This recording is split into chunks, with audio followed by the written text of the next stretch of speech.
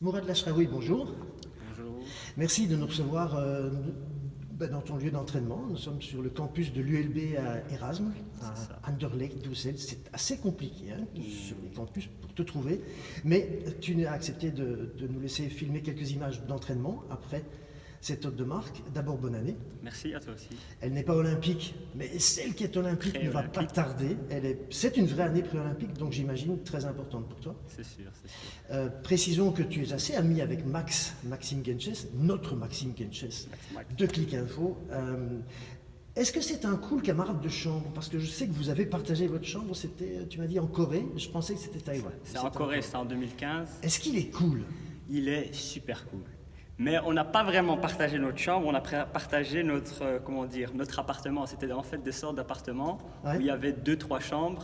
Et moi, j'étais en colocation, enfin, en cochambré avec mon entraîneur que tu as vu Oui, juste là tout à l'heure. dont on reparlera sûrement. Et d'ailleurs. Max était en fait avec ses partenaires, dont son frère qui était encore athlète à l'époque, qui est maintenant son entraîneur, j'ai appris. Ouais, Du coup, oui, tout à fait. C'est un super Bon, gars bah, comme lui.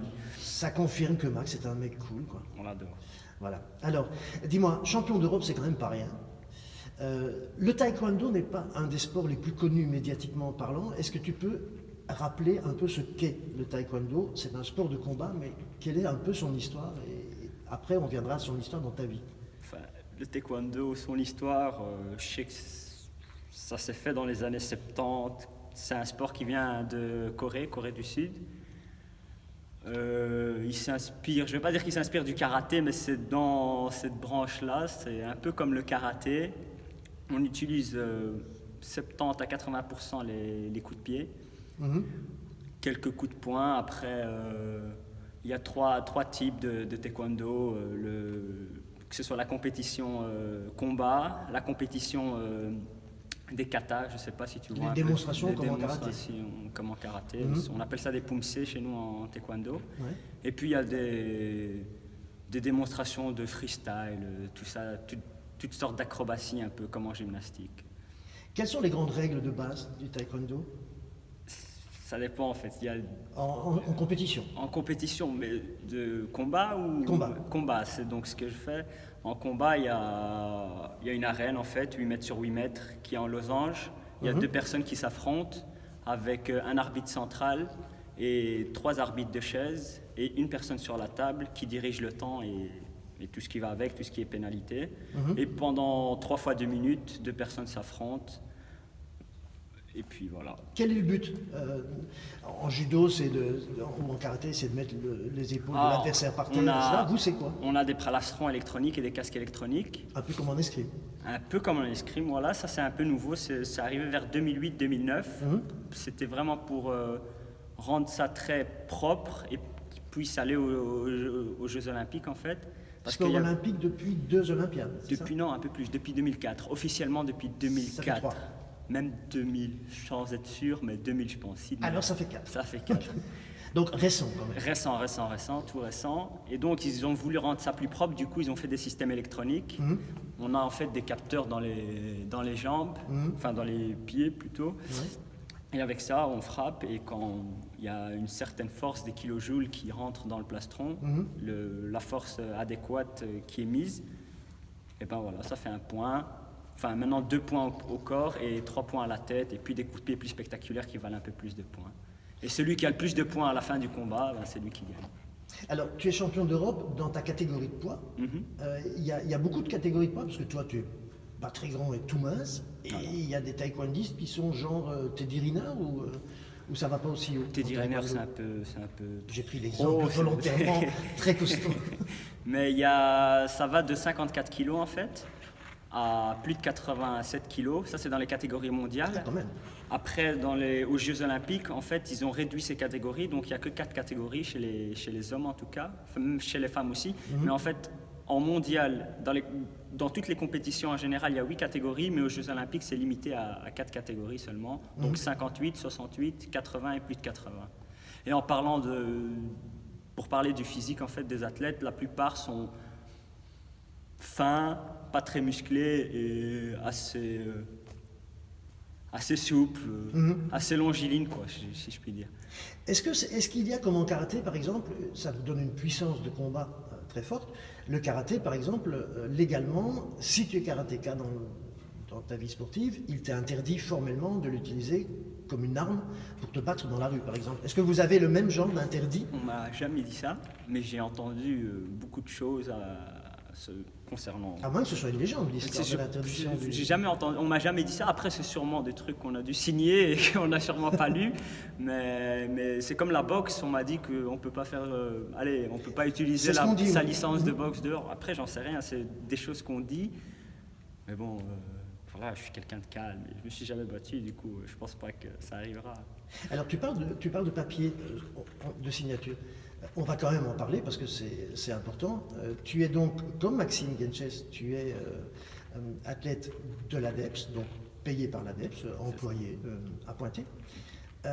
C'est important d'avoir une structure comme l'ADEPS qui est peut-être un peu moins puissante dans certains sports, dit-on, que les fédérations flamandes. Mais est-ce que c'est important et est-ce qu'aujourd'hui les athlètes belges et francophones se sentent vraiment encadrés, etc. Et est-ce que c'est ça qui explique le progrès énorme du sport belge depuis 2-3 ans en visibilité? Ça doit fortement contribuer.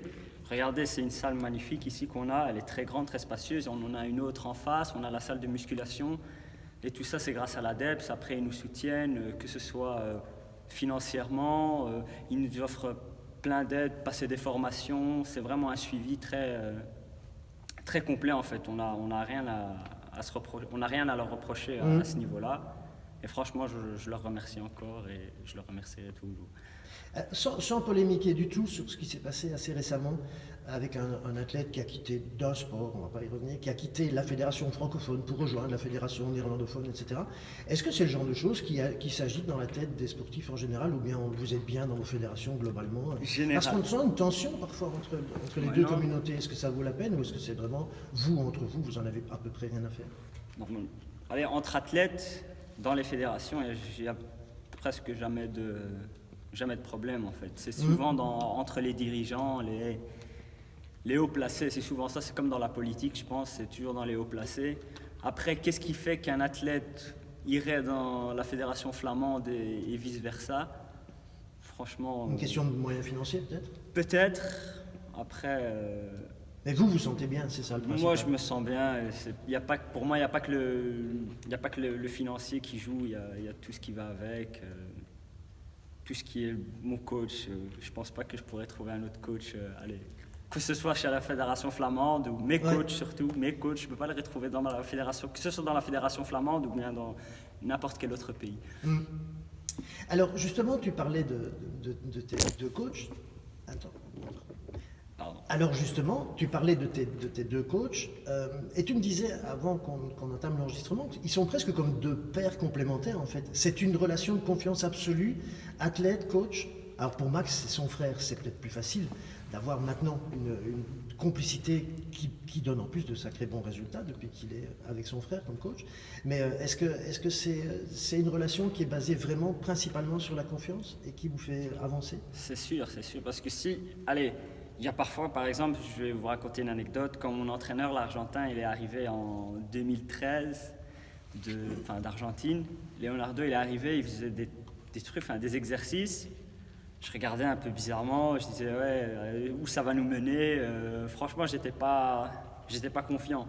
Après, avec les résultats que ça a mené, tout ce qu'on a pu traverser, tout ce qu'on a dû endurer pour arriver à nos résultats, que ce soit moi, que ce soit Si Mohamed, Kedbi, que ce soit d'autres athlètes encore chez les juniors, on pense vraiment qu'on leur doit tout, quoi. Maintenant, parfois il y a même des exercices, tu regardes un peu bizarrement, tu dis, mais dans ta tête tu la fermes, tu dis vas-y on va le faire parce que ça... Il a dit donc je fais. Voilà, ça va nous apporter quelque chose, c'est sûr que ça va nous apporter quelque chose. C'est lui le chef, c'est lui le maître, c'est eux les maîtres et voilà, on les remercie. Grandement. C'est important de parler de cette relation coach-athlète parce que tu me disais quelque chose qui doit faire un peu de peine à ta moment peut-être, c'est que finalement tu passes plus de temps avec eux qu'avec les tiens. En fin de compte, pendant quelques années, tes années de carrière, c'est ta famille. au quotidien. Ouais, c'est ça, c'est vrai, parce qu'on voyage souvent, on vient à l'entraînement souvent, on a presque entre 20 et 25 heures d'entraînement par semaine.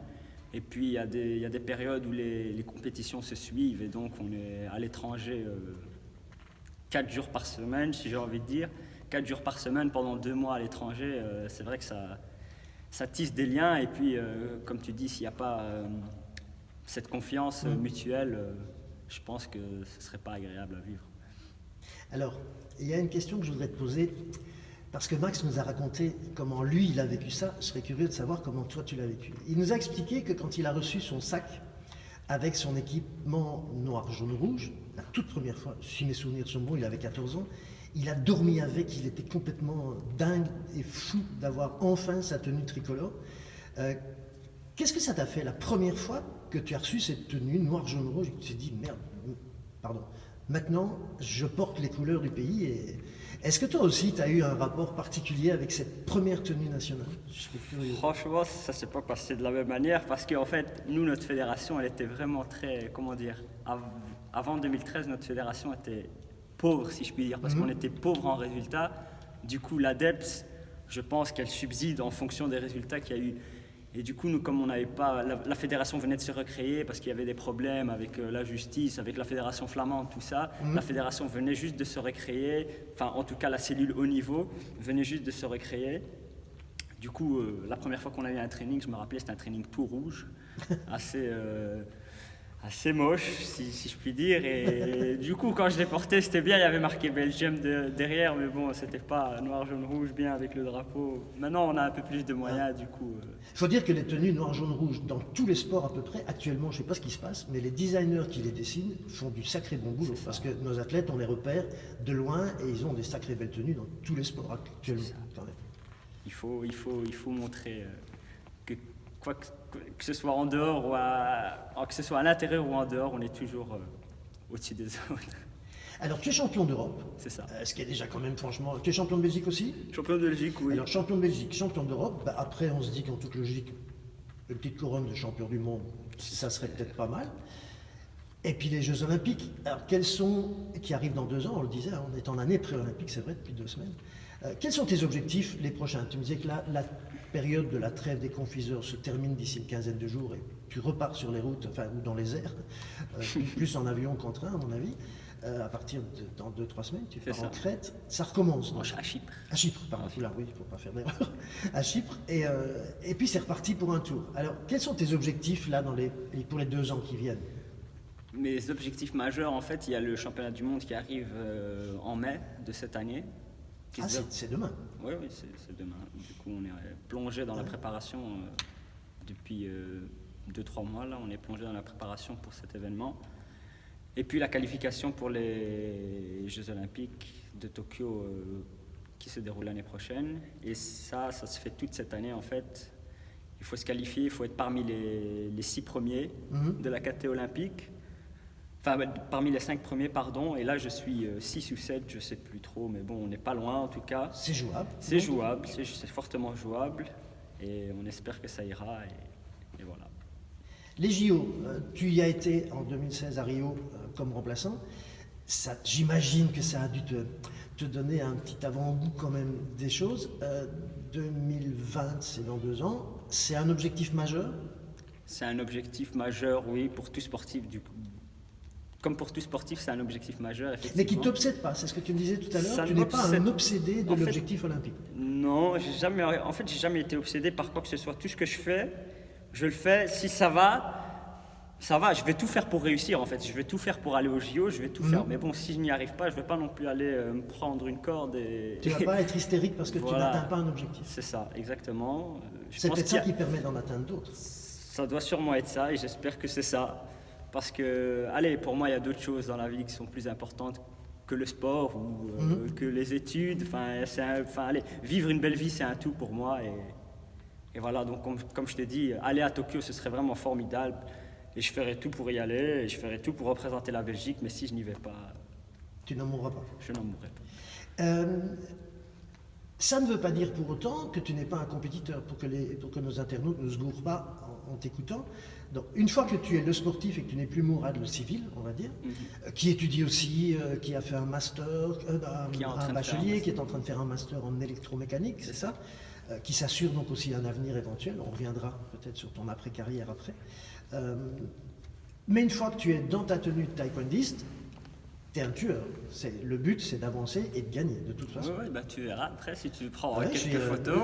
Tant que je ne suis pas comme les messieurs en caoutchouc que j'ai vus là-bas qui doivent servir à taper dessus, tout ira bien. Non, ça Mais va. voilà, mais tu es archi volontaire, mais en même temps, tu te dis que c'est pas non plus.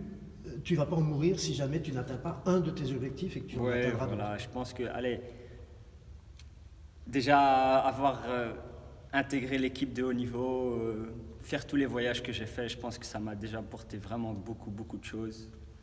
Et après, tout le reste, c'est du bonus pour moi. Que ce soit l'ADEPS qui me soutienne, pour moi, c'est du bonus. Les voyages, là, j'ai fait des voyages J'allais te demander inoubliables. quel est ton plus beau souvenir de voyage, le plus, Un pays qui m'a vraiment marqué, c'était la Côte d'Ivoire. Parce que, allez, avant d'y aller, on nous a dit plein de trucs du genre ouais, faites attention à la nourriture, faut boire votre eau, À l'eau. faut ramener ça. J'ai été me faire vacciner c'était pour la malaria, je crois. Je sais plus, j'ai été me faire 2-3 vaccins. Et puis j'arrive là-bas, je vois que la vie est paisible, elle est formidable.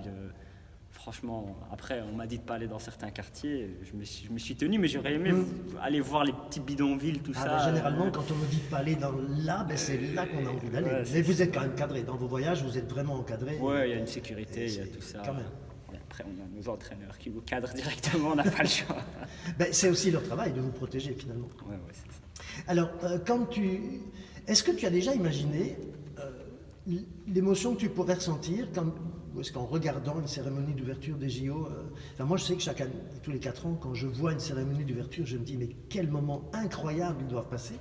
Donc j'ai posé très bêtement cette question à Max, qui m'a expliqué que les gymnastes étant les premiers à entrer en scène, en général, entre guillemets, il n'a jamais vécu une cérémonie d'ouverture et il la vivra sans doute jamais, ce qui doit être terriblement frustrant, et qu'à la clôture, ils ont déjà fini depuis longtemps, donc ils sont rentrés à la maison.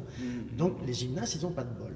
Est-ce que les taekwondistes ont un peu plus de chance? Et est-ce que tu aimerais ça, tu as déjà imaginé vivre une cérémonie d'ouverture ou de clôture des JO au sein de tous les autres athlètes belges Ouais, franchement, ça ne m'excite pas autant. Après, moi, ce qui m'exciterait, c'est vraiment gagner, faire une médaille et entendre une Brabançonne. Voilà, et que tout le monde soit content, tout le monde soit joyeux, tout le monde crie derrière moi, ça ce serait vraiment le top. Après, être excité avec un drapeau comme ça, ok, d'accord, que mes parents me voient à la télé. Ça doit être une ambiance cool, mais c'est la victoire ou la Brabançonne, Ouais. c'est plus fort. Et je pense que quand on arrive, quoi que ce soit, dès qu'on arrive, à partir du moment où on arrive à la cérémonie d'ouverture, on est déjà l'esprit, Vous êtes dedans. on est déjà dedans. Ton podium lors de ta couronne de champion d'Europe, la Brabançonne, tu as vécu ça comment? C'est vraiment quelque chose qui te traverse de la racine des cheveux jusqu'aux orteils? Honnêtement, quand il y avait la Brabançonne, je sais pas comment te dire, mais il y avait un trou noir en fait. Parfois on a le regard dans rien. Et je regardais dans rien, Et qu'est-ce qui se passait à j'entendais, l'intérieur? t'es chaud, t'es bouillant et t'as juste envie de rentrer et de célébrer ça avec les personnes que t'aimes. Alors justement, les personnes que tu aimes, c'est ta famille, c'est tes proches. Ça doit être dur pour eux aussi quand vous êtes comme pour la famille de Maxime. C'est compliqué de gérer l'absence d'un fils, d'un frère, d'une sœur athlète. C'est compliqué. Comment est-ce que ta famille arrive à appréhender ça, ton absence constante? Et maintenant, il y a Skype, hein, bon, c'est Ouais, plus facile qu'avant, bien mais sûr. l'absence est là. L'absence est là, mais bon, après, ils préfèrent que mon absence soit là due à mon activité sportive que, je sais pas, moi, aller dehors, fumer des petits joints et je reviens après 2-3 jours et Ah oui. allez, gambade d'hôtel en hôtel en train de fanfaronner à gauche, à droite. Mais j'ai jamais eu. Il y a eu un moment, une fois, mes parents, en fait, ils sont très, comment on appelle ça, très obsédés par les études et je pense que tous les parents. Comme beaucoup, hein. Comme tous les. Je pense surtout les parents issus de l'immigration. Ouais. Ils se disent. Pour que leurs enfants s'assurent un Voilà, avenir, s'assurent un soient avenir, sûrs du et des coup. diplômes. Du coup, mes parents, ils m'ont toujours dit, oui, les études. Il y avait même un moment, une période de disette dans le taekwondo. Donc, quand je suis rentré dans le haut niveau, vers 2014-2015, mes parents m'ont demandé, en fait, Enfin, ils m'ont pas demandé, mais ils m'ont fait comprendre que ce serait bien d'arrêter pour se concentrer aux études. Faire quelque chose de sérieux. Ouais, voilà, faire quelque chose de sérieux, exactement, Ouais, c'est c'était ça. ça, ouais, ça. Et bon, j'ai essayé de faire mon maximum et puis je leur ai ramené le bachelier plus le champion. Donc tu as le droit maintenant de faire du taekwondo. Donc j'arrive, et je pose les deux CV et je dis ok. Alors Mourad, on est déjà 20 minutes, ça passe super vite l'autre de Marc, hein, malheureusement. Mais moi je Souvent, suis là, me je dis- peux parler pendant 1 heure. Ouais, mais souvent je me suis dit qu'on pourrait faire un 52 minutes, mais sur Internet c'est un peu long. Le 26, par contre, les gens ils sont fidèles et ils le suivent, donc ça c'est bien. Mais il nous reste 6 minutes. Alors je voudrais savoir comment tu es arrivé au taekwondo, parce que tu m'as dit tout à l'heure que tu as commencé par le karaté en étant plus petit. Alors comment ça s'est passé, En fait, ton arrivée dans ton sport? ouais, dans mon sport qui s'est fait par le hasard ou par le destin pour d'autres. En fait, j'ai commencé le karaté à l'âge de mes 7 ans, à Scarbeck, pas loin de chez moi, Cajojours. Nous sommes donc Cajojours. entre Scarbécois. Voilà. Cajojours. Et donc j'ai commencé là-bas, qui est un quartier un peu difficile, si tu vois où ça se situe. Je connais bien, ouais, je suis né. Et donc j'ai commencé donc par le karaté pendant mes 3-4 ans. Mhm. Et un été, donc on avait toujours la trêve. Quand c'est pas trop haut niveau, en fait, on a une trêve juillet-août pour les vacances. Et il nous appelle, enfin l'entraîneur nous appelle et nous dit comme quoi c'est en faillite ou qu'on va te délocaliser sur XL ou quelque chose comme ça. Et moi j'étais tout jeune et donc à mes 10 ans, mon père il s'est dit qu'il faut trouver un autre club sur Scarbeck. Il a commencé à chercher. Il n'a pas trouvé. Il avait un ami qui lui a proposé un club à Forêt, près de Forêt Nationale, Ce qui n'est pas à côté. qui n'est pas à côté non plus. Mais Pour un gamin, c'est pas facile. il s'est dit comme c'est mon ami qui me conseille, donc ça doit être quelque chose de bien. Et du coup, je vais là-bas, j'arrive, je commence à m'entraîner pendant un petit moment. Je dis, purée, on transpire quand même bien ici, c'est un peu plus... On suffoque plus, quoi. Et à la fin, il me dit, ouais, mais en fait, ici, c'est pas karaté, c'est taekwondo. Je dis, ah bon, c'est pas mal. Et du coup, voilà, quand je suis arrivé au taekwondo, je suis resté dans ce club pendant 6 ans, et puis je suis allé à Saint-Josse, au Bruxelles Taekwondo Team, et voilà, et depuis mes 17 ans, 18 ans, je suis dans la cellule haut niveau. Alors, tu as l'air de quelqu'un, très franchement, de plutôt cool, pas fataliste, mais qui prend les choses comme elles viennent et qui poursuit des rêves, mais qui en même temps est capable de prendre les choses avec philosophie, etc. C'est un de tes traits de caractère réels, ça, ou c'est... Ouais, déjà, je pense... Ou il y a un trait nerveux qui se cache derrière, un philosophe? Non, je pense être déjà quelqu'un de très introverti, en fait. Je suis pas quelqu'un qui va montrer beaucoup de choses ou quoi. Et pareil, je suis pas non plus... Allez, quand je gagne, je gagne. Oui, tu es capable de sauter de Je suis joie. capable de sauter de joie, Voilà. c'est sûr. Après, je suis pas non plus capable de tirer mon maillot et faire le tour à poil, ça non plus, je peux pas le faire. Mais... Je ne sais pas si tu pourrais, d'ailleurs. Non, Je crois pas. avec mon petit corps gragalet, je pense pas. Ah oui, tu es genre crepouc de combat, en fait. Quoi ça? Tu es genre chips de combat. Ouais. Et du coup, ouais, voilà, comme je t'ai dit, je suis quelqu'un d'introverti, du coup, je pense pas que...